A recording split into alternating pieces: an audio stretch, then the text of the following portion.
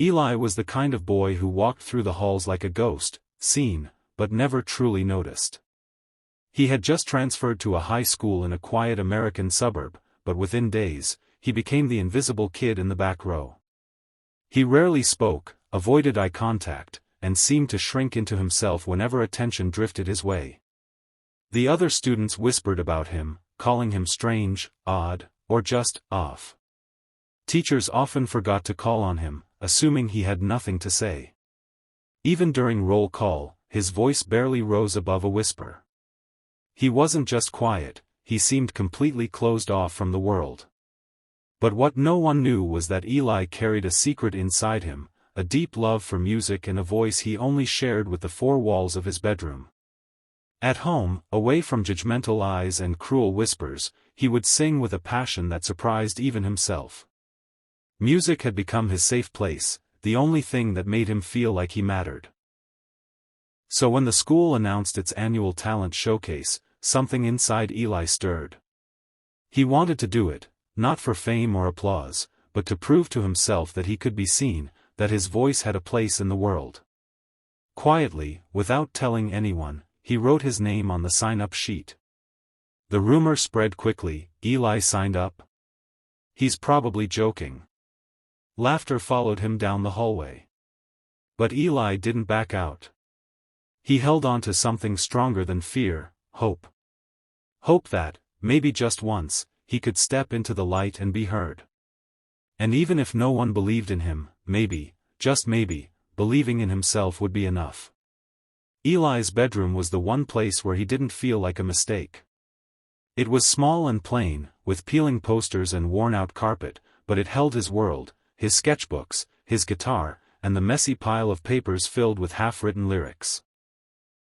Late at night, while the world outside quieted down, Eli would sit by the dim glow of his desk lamp, gently humming tunes he never dared to sing aloud in public.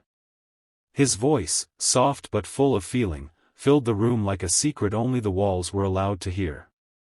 Above his bed hung a fading photo of his mother, smiling with tired eyes, holding a young Eli at a piano. She had passed away 2 years ago, but her presence lingered in every melody he wrote. She was the only person who had ever told him his voice mattered.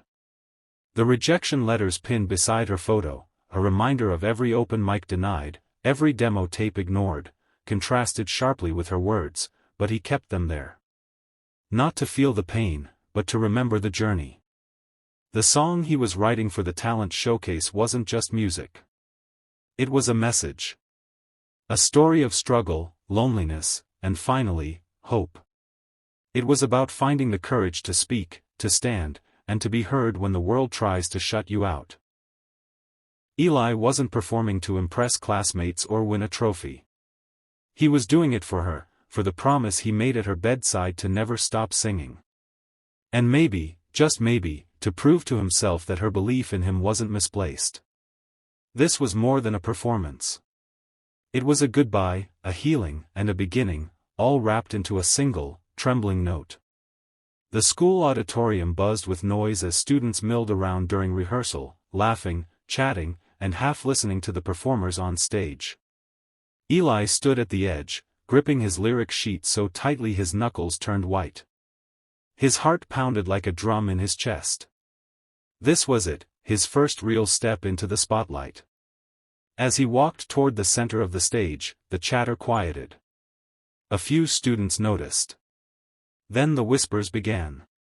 "Is he really going to sing?" one murmured. Laughter rippled across the room. Then came a sharp voice from the back, "Didn't know mute kids could sing." The words hit like a slap. Eli froze for a moment. His instinct screamed at him to turn and leave, to run back to the safety of silence. His hands trembled as he gripped the microphone. His throat tightened. For a second, he looked down, just like he always did. But then he glanced at the side of the stage, where his backpack lay, and poking out from it was a corner of his mother's photo. Her soft smile seemed to whisper, "Sing, baby. Just sing." Eli closed his eyes. Took a breath. And began. The first note was shaky, but full of soul. As he sang, his voice grew stronger, still raw, still a little cracked, but every word carried truth, pain, and something even deeper, freedom. The room fell silent. The laughter stopped. Heads turned. Even the students who had mocked him now watched, eyes wide, as if hearing something they didn't know they needed.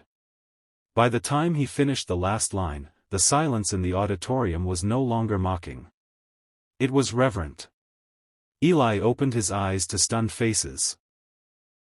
And in that quiet, he realized something powerful: they were listening.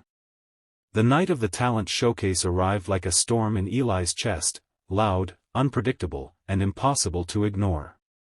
The auditorium was packed. Rows of students, parents, and teachers filled every seat, the air buzzing with excitement and nerves. Backstage, Eli could barely breathe.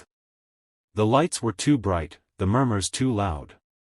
But then he felt the familiar weight of his guitar in his hands, and he remembered why he was here.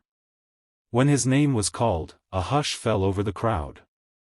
Eli stepped into the spotlight alone, the stage lights blinding, the audience just a blur.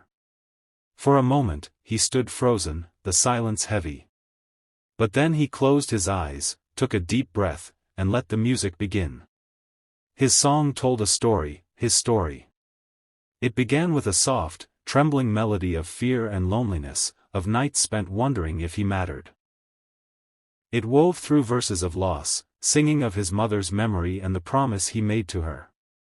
And then it swelled into a powerful chorus of self-belief, of finally finding his voice when the world tried to keep him quiet. By the time he reached the final note, the auditorium was completely still. Then, thunderous applause. People stood. Some were crying.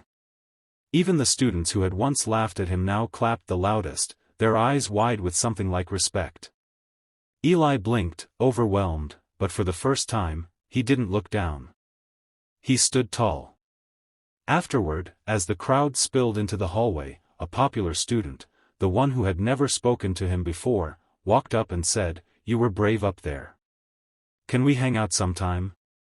Eli smiled, not with surprise, but with quiet pride. Because in that moment, he knew, he wasn't invisible anymore. Weeks after the talent showcase, the school hallway felt different.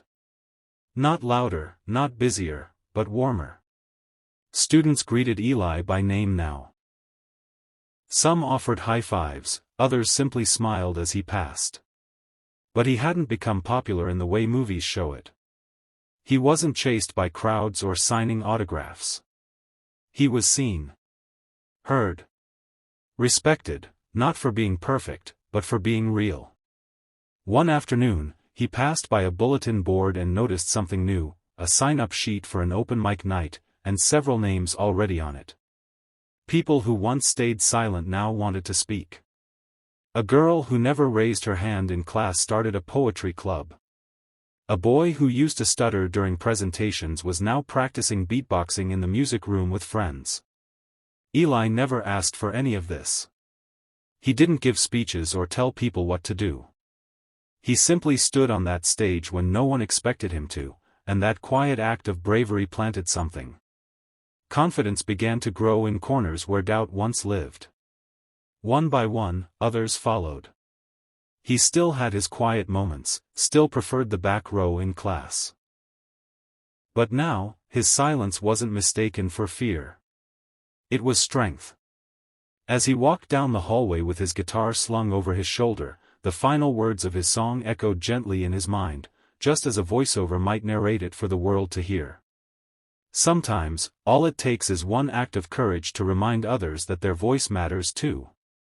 The power of self-confidence isn't just about believing in yourself, it's about helping others believe in themselves too. Eli's journey wasn't about becoming a star, it was about becoming himself. From the quiet boy no one noticed to the brave voice that moved an entire school, Eli's story is a testament to the quiet strength found in self-belief. What began as a personal promise to honor his late mother blossomed into something far greater, a ripple effect of courage and connection.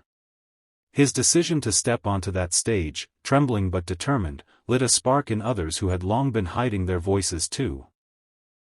In the end, Eli didn't just find his confidence, he helped others find theirs.